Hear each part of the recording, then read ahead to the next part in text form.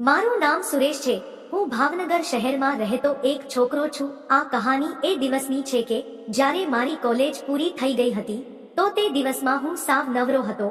મારા ઘરમાં મારા મમ્મી પપ્પાની સિવાય કાકા કાકી પણ મારી સાથે જ રહેતા હતા। અમે લોકો સંયુક્ત કુટુંબમાં રહેતા હતા। એક દિવસની વાત છે કે મારા કાકીને મળવા માટે તેની એક બહેનપણી કવિતા આવી હતી તો હું તેને જોતો જ રહી ગયો હતો। મેં તેને પહેલા તો ક્યારે જોઈ ન હતી પણ અત્યાર સુધી તો હું મારા ભણવામાં વ્યસ્ત હતો, આથી મેં તેને ક્યારેય જોઈ ન હતી। પણ આ વખતે મારી કાકીની બહેનપણી ઘરે આવી હતી તો હું તેને જોઈને ચોંકી ગયો હતો। તે જોવામાં એટલી સુંદર લાગતી હતી કે મારા રૂવાડા ઊભા થઈ ગયા હતા। પછી મારા કાકીએ મને બોલાવ્યો અને તે મને કહેવા લાગ્યા કે તું કિરણ માટે પાણી લઈને આવ। આથી હું પાણીનો ગ્લાસ લેવા માટે જતો રહ્યો। મારા કાકી તેની બહેનપણી સાથે વાતો કરવા લાગ્યા। થોડીવાર પછી હું પાણીનો ગ્લાસ લઈને આવ્યો। મેં પાણીનો ગ્લાસ ટેબલ ઉપર મૂકી દીધો અને હું મારા કાકીની પાસે બેસી ગયો। હવે તે જ્યારે ગ્લાસ લેવા માટે નીચે નમી તો મારી પહેલામાં નજર જઈ રહી હતી, ત્યાંથી મારી નજર હટતી ન હતી। હવે મને સમજાતું નહોતું કે હું શું કરું। તે વસ્તુ તો બહુ સારી હતી, તેની મોટાઈ પણ બહુ હતી। મને તો એમ જ થતું હતું કે સીધો ત્યાં જા, પણ હું પહેલા તો કોઈ વસ્તુ કરવા માંગતો ન હતો પણ મારા મનમાં આ બધા વિચાર બહુ આવતા હતા।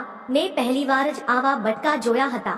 હવે મારી જવાની પણ બહુ બહાર આવી ગઈ હતી, આથી હવે મારે ગમે તેમ કરી કામ શોધવું હતું। હવે હું પણ નાનો ન હતો, ગરમી હતી અને મને પણ હવે શેરડીનો રસ પીવાની તાલાવેલી જાગેલી હતી। થોડીવાર થઈ તો અચાનક કાકીની નજર મારા ઉપર પડી। તે મને ધૂરીને કહેવા લાગ યા તું શા માટે અહીંયા બેઠો છે? મેં કીધું કે હું તો આ ગ્લાસ લેવા માટે બેઠો છું। તો કાકી મને કંઈ કહે એ પહેલા તો તેની બહેનપણી તેને કહેવા લાગી કે ભલે ને બેઠો, તમને શું વાંધો છે? તે કેવો સારો છે। પછી તે બંને પોતાની વાત કરવા લાગ્યા। મને પણ થોડોક ડર લાગ્યો, આથી હું પણ ત્યાંથી ઊભો થઈને જતો રહ્યો। પછી બધા લોકો ચા પીવા લાગ્યા। કાકીએ મને બોલાવ્યો અને મને એમ કીધું કે તું મારી બહેનપણી કવિતાને પોતાના ઘરે મૂકી આવ। તેની વાત સાંભળીને હું પણ હવે ખુશ થઈ ગયો હતો। મને પણ એમ થતું હતું કે હવે આજે આની સાથે વાતો કરવાનો બહુ સારો મોકો મળી જશે અને જો હવે વધારે કંઈ થશે તો હું પાછો તો નહીં જ પડું। આથી મેં મારી ગાડી કાઢી અને હું મારા કાકીની બહેનપણી કિરણને ઘરે છોડવા માટે જતો રહ્યો। થોડી વારમાં અમે લોકો રોડ પર નીકળી ગયા હતા। તે મારા કાકીની બહેનપણી મને ચોંટીને પાછળ બેસી ગઈ હતી। રસ્તામાં બહુ ખાડા આવતા હતા એટલે હું પણ બ્રેક મારતો હતો તો તે પણ પાછો તે મને ધક્કા મારતી હતી। મારાથી હવે રહેવાય તેમ ન હતું। થોડીવાર થઈ તો તેનું ઘર આવી ગયું। હું તેને ઘરે ઉતારીને પાછો આવતો હતો ત્યારે હું તેને ઘરે ઉતારી રહ્યો હતો તો મારી નજર તેને મળી શકતી ન હતી। મને તેની સામે બહુ શરમ આવતી હતી કારણ કે તેણે પાછળથી મને બહુ બધી વાર ધક્કા માર્યા હતા। મને એમ થતું હતું કે હવે મારું અહીંયા રહેવું સારું નહીં લાગે, આથી હું સીધો મારા ઘરે આવી ગયો તો મારા કાકી મને જોઈને કહેવા લાગી કે રસ્તામાં કંઈ વાંધો તો નથી આવ્યો ને? મેં કીધું કે ના, વાંધો તો કંઈ નથી આવ્યો। મેં તેને સમયસર તેના ઘરે પહોંચાડી દીધા છે। મારી નજર તો હજી કાકીની વચ્ચે જ હતી। તેની પણ મારો સામાન જોઈ લીધો હતો। મેં તેને મારા શર્ટથી છુપાવી દીધો હતો। મને એમ થતું હતું કે તે હવે બહાર આવી જશે। મારાથી રહેવાતું ન હતું તો હું સીધો રૂમમાં જતો રહ્યો। થોડી વાર પછી મેં બહાર જોયું તો કાકી પણ પોતાના ઓરડામાં જતા રહ્યા હતા। મારા કાકાને તો એક પોતાની દુકાન હતી, આથી તે હજી દુકાનેથી આવ્યા ન હતા। કાકી મારા માટે જમવાનું બનાવવા લાગ્યા। હું પણ હોલમાં બેસીને જમવાની રાહ જોવા લાગ્યો। એટલામાં મારા કાકી જમવાનું લઈને આવ્યા। હું અને કાકી બંને સાથે જમ્યા। મારા કાકી મને કહેવા લાગ્યા કે આજે તારે કાકાને આવવામાં મોડું થશે તો તું આજે તેમને ટિફિન દઈ આવ। મેં તેમને કહ્યું કે હું ટિફિન દેવા જઈશ તો તે સાંજે પણ વહેલા નહીં આવે, તમારે તેની બહુ રાહ જોવી પડશે। તમને રાતે ઊંઘ કઈ રીતે આવશે? મારું આવું બોલવાથી તે પણ શરમાઈ ગયા હતા। થોડીવાર અમે બંને એમ જ ચૂપ રહ્યા। પછી તે હસીને મને કહેવા લાગ્યા કે તું મને હવે જણાવ કે તારે કોઈ ફ્રેન્ડ છે કે પછી એમ જ હાથથી કામ કરી રહ્યો છે? મેં કીધું કે ના, અત્યાર સુધી તો તું મને હવે જણાવ કે તારે કોઈ ફ્રેન્ડ છે કે પછી એમ જ હાથથી કામ કરી રહ્યો છે? મેં કીધું કે ના, અત્યાર સુધી તો મારા લાયક મને કોઈ મળ્યું નથી। પણ મને લાગે છે કે હવે તો મને ગમે તે મળી જશે. હવે તો હું જુવાન કેવો લાગુ છું, એટલે મને કોઈક તો હવે મળી જશે. તો તે મને કહેવા લાગ્યા કે એ કઈ રીતે મળશે. તો મેં એને કીધું કે હું ગમે તેમ કરીને શોધી જ લઈશ. મારી વાત સાંભળવીને તે હસવા લાગ્યા. તે મને કહેવા લાગ્યા, એ તો બહુ સારી વાત છે. આથી જ તું મને ગોરી ગોરીને જોઈ રહ્યો છે. તેનો મોઢામાંથી આવી વાત સાંભળીને હું પણ હવે શરમાઈ ગયો હતો.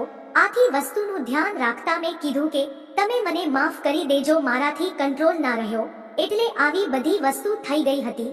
તો કાકી મને કહેવા લાગ્યા કે ના, કાંઈ વાંધો નહીં, આવું તો થતું જ રહેશે. અત્યારે તો તું બહુ મોટો થઈ ગયો છે, એટલે આવા બધા નાટક તારા બહાર તો આવતા જ રહેશે. હવે તું પણ કાંઈ નાનો નથી. હવે આ ઉંમરમાં તો બધી મસ્તી કરવાનું મન થતું રહે છે. મેં કીધું કે તો મારે કશું નહીં કરવાનું. તો તે મને કહેવા લાગી કે તું બસ કર, હવે આટલા બધા સવાલ મને નહીં પૂછતો.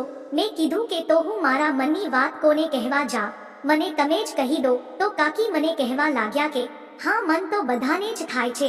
તો આ તારા કાકા પણ પોતાની દુકાનમાં બહુ બિઝી રહે છે. તે ઘરે જ્યારે આવે છે ત્યારે થાકીને તરત જ સૂઈ જાય છે. આથી હવે હું પણ તેનાથી કંટાળી ગઈ છું. તે દરરોજ થાકી ગયેલા જ હોય છે, આથી જલ્દી ઢગલો થઈ જાય છે. હવે હું પણ તેને વધારે કંઈ કહી શકતી નથી. તેણે મારા હાથ ઉપર હાથ રાખીને કીધું કે તું ટેન્શન નહીં લે, તને પણ તારી ફ્રેન્ડ તો મળી જશે. તેની વાત સાંભળીને હું કંઈ બોલી શક્યો ન હતો, પણ મેં નીચું જોયું તો મારો વાયર પણ હવે આખો હલી ગયો હતો. મને એમ જ થતું હતું કે હું સીધો તેની વાડીમાં જ જવા દઉં, પણ હવે હું અચાનક તો આવું કંઈ કરી શકતો ન હતો. મને થોડોક ડર લાગતો હતો. જો હું મારી વાત કહું તો તેમને ખોટું લાગી જાય તેમ હતું.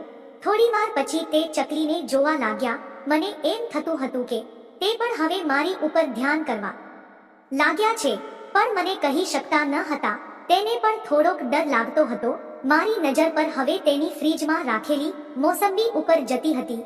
મને એમ થતું હતું કે હવે હું તેને સીધું જ બોલી દઉં કે મારે આ મોસંબી ખાવી છે, અને તમે જે વસ્તુ વિચારી રહ્યા છો એ જ વસ્તુ હું વિચારી રહ્યો છું. થોડીક વાર થયું તો હું તેની પાસે જવાની કોશિશ કરતો હતો. હું આવી જ રીતે કાકી સાથે વાત કરતો રહું. થોડી વાર થઈ તો હવે તેની નજર મારા આખા પટ ઉપર હતી. હું વિચારતો હતો કે આ સમય અહીંયા જ થંભી જાય અને આમ જ ચાલ્યા રાખે. થોડી વાર થઈ તો મેં તેને નીચેથી પગ માર્યો. જેવું તેણે મારી સામે જોયું એટલે પહેલા તો મને ખૂબ ડર લાગ્યો. તે મને સીધા ખીજવા જ લાગ્યા. તે મને કહેવા લાગ્યા કે તું શું કરવા માંગે છે. મેં કીધું કે ના, એ તો મારો એમ જ પગ તમને અડી ગયો. પણ પછી તે નીચે મોઢું રાખીને ખાવા લાગ્યા. મેં તેને કીધું કે તમને ખોટું ના લગાડતા. તો પછી તેને મને જે વાત કીધી તે સાંભળીને મારા હોશ ઉડી ગયા. મને કહેવા લાગ્યા કે તું જે વસ્તુ વિચારી રહ્યો છે એ મને બધી ખબર છે, પણ તને આટલી બધી જલ્દી શું છે. તું 2 દિવસ રાહ જોઈ જો, એટલે બધું જ તને મળી જશે. મેં કીધું કે સારું. અમે બંને જમવાનું પૂરું કર્યું અને હું મારા ઓરડામાં જઈને મારા ફોનમાં ગેમ રમવા લાગ્યો. મને પણ હવે રાહ જોવાતી ન હતી. મને તેમને 2 દિવસનો સમય આપ્યો હતો. મને એમ થતું હતું કે તે 2 દિવસ પછી મારી સાથે શું કરવાના હતા. મને તો હવેના આવવાના વિચારો આવી રહ્યા હતા. હું તો તેની સાથે બધી વસ્તુઓ વિચારી રહ્યો હતો, પણ હવે ગમે તેમ કરીને મારે 2 દિવસની રાહ જોવી પડે તેમ હતી. મેં તેની યાદમાં તો શું શું ન કર્યું કે વાત જવા દો. હવે હું તેને વિચારોમાં એમ જ સૂઈ ગયો. જેવી સવાર પડી તો હું નાઈ ધોઈને નાસ્તો કરવા બેસી ગયો. ત્યારે પણ તે મારી સામું જોઈને બહુ સારી રીતે હસી રહ્યા હતા. થોડી વાર પછી મને કહેવા લાગ્યા કે હવે તારે આજે પણ તારા કાકાને ટિફિન આપવા જવું પડશે, કારણ કે તેને દુકાનમાં બહુ કામ આવી ગયું છે. મેં તેને કીધું કે સારું, જ્યારે ટિફિન બની જાય ત્યારે તમે મને કહેજો, હું તેને આપી આવીશ. બપોરે હું કાકાને ટિફિન દઈને પાછો ઘરે આવી ગયો. ઘરે આવીને અમે બંને બપોરે જમી પણ લીધું હતું. કાકી બધું પોતાનું કામ પતાવી મારા ઓરડામાં આવી ગયા. તે મને કહેવા લાગ્યા કે તું આજે સાંજે જાગતો રહેજે. આજે રાતે હું તને એક સરપ્રાઈઝ આપવાની છું. મેં કીધું કે સારું. આટલું બોલીને તે જતા રહ્યા. પણ પછી જેવી સાંજ પડી તો તે મને કહેવા લાગ્યા કે તું અત્યારે પણ તારા કાકાને ટિફિન આપતો આવે, કારણ કે તેને અત્યારે નાઈટમાં દુકાન ચાલુ રાખવાની છે. પછી આપણે બધા સાથે જમી લઈએ. પછી હું તને એક વાત કહીશ. મેં કીધું સારું. હવે હું તેની વાતને જાણવા માટે બહુ હોશે હોશે તેનું કામ કરી રહ્યો હતો. મને એમ થતું હતું કે તે કાકી મને હવે શું કામ આપે છે. હવે મને ખૂબ જ વિચાર આવી રહ્યા હતા. પણ જેવી સાંજ પડી તો હું મારા કાકાને ટિફિન આપી આવ્યો. ઘરે આવીને મારા કાકી સાથે ખાવાનું પણ ખાઈ લીધું હતું. જમવાનું પૂરું કરી મેં મારે કાકી સામે જોયું તો તે મારી સામે હસી રહ્યા હતા. હું તેનો ઈશારો સમજી રહ્યો હતો, પણ હવે અચાનક તો હું તેને સામેથી કંઈ બોલી શકતો નહોતો. આથી હું મારા ઓરડામાં જતો રહ્યો. હવે એ દિવસ આવી ગયો કે તે મને સરપ્રાઈઝ આપવાના હતા. હવે તે કઈ વસ્તુ હતી એ મને પણ તેનો ઈશારો સમજાવી રહ્યો હતો, કારણ કે મને એમ થતું હતું કે મારા કાકી મારી પાસે આજે ખેતર ખેડાવી લેશે, કારણ કે મારા કાકા ખેતર ખેડી શકતા નથી. તે જલ્દી થાકી જાય છે. હું મારા ઓરડામાં મારા ફોનમાં ગેમ રમી રહ્યો હતો. મેં મારો દરવાજો થોડો ખુલ્લો રાખ્યો હતો. થોડીવાર પછી કાકી મારા દરવાજા પાસે આવ્યા. થોડો દરવાજો ખોલીને ત્યાં અંદર આવી ગયા. મેં તેને તરત જ કીધું કે તમે અચાનક કેમ અંદર આવી ગયા છો. તે મને કહેવા લાગ્યા કે તું મને કહેતો હતો ને કે તારે કોઈ ફ્રેન્ડ નથી, તો તું મને જણાવ કે તારે કોને ફ્રેન્ડ બનાવી છે. તું મને તેનો ફોટો બતાવ, તો હવે મારાથી પણ રહેવા નહીં. તો મેં તેને કીધું કે તમે આ સરપ્રાઈઝ આપવાના છો. તો તેમણે હા પાડી. મેં મારા રૂમમાં કાચ હતો. મેં કાકીને કીધું કે તે કાચમાં જુઓ, ત્યાં મારી ગર્લફ્રેન્ડ દેખાશે. તે જેવા કાચની અંદર જોયું તો તેમણે પોતાનો ચહેરો દેખાણો. તે પોતાનો ચહેરો જોઈને બહુ શરમાઈ ગયા. તે ધીરે ધીરે મારી બાજુમાં આવીને બેસી ગયા અને મને કહેવા લાગ્યા કે તું તો બહુ સ્માર્ટ નીકળ્યો. તું કાલે જે વસ્તુ મને કહી રહ્યો હતો એ બધી વસ્તુ હું સમજી ગઈ હતી. આથી હવે તું પણ મારી મદદ કરી દે. તારા કાકા તો સાવ બોરિંગ થઈ ગયા છે. આથી તું હવે આ મારું કામ કરી દેશ. હવે હું પણ તેનો ઈશારો સમજી રહ્યો હતો. થોડીવાર થઈ તો તેની સામે ચાલીને ઇલેક્ટ્રિક દીવાને બંધ કર્યો અને અમે ટીવીમાં મેચ ચાલુ કરી. આજે તેમણે ક્રિકેટનું મેદાન ખૂબ જ સરસ બનાવી રાખ્યું હતું. જોવામાં લાગતું હતું કે જાણે આ બેટ્સમેનની પીચ હશે. થોડી જ વારમાં બેટ્સમેન હેલ્મેટ પહેરીને આવી ગયો અને બેટિંગ માટે તૈયારી થઈ ગઈ હતી. અને જેવો જ તેમને મોકો મળ્યો એટલે તે સિક્સર અને 4 મારવા લાગ્યો. તેણે 2-3 ઓવરમાં જ પીચને ખરબચડી કરી નાખી. જો મિત્રો આ મેચ કોણ જીત્યું તે તમે જાણવા માંગતા હો તો વિડીયોને લાઈક અને ચેનલને સબસ્ક્રાઇબ કરી દેજો. ટૂંક સમયમાં જ આ વાર્તાનો બીજો ભાગ અમારી ચેનલ ઉપર મૂકવામાં આવશે. વિડીયો પૂરો જોવા બદલ તમારો ખૂબ ખૂબ ધન્યવાદ.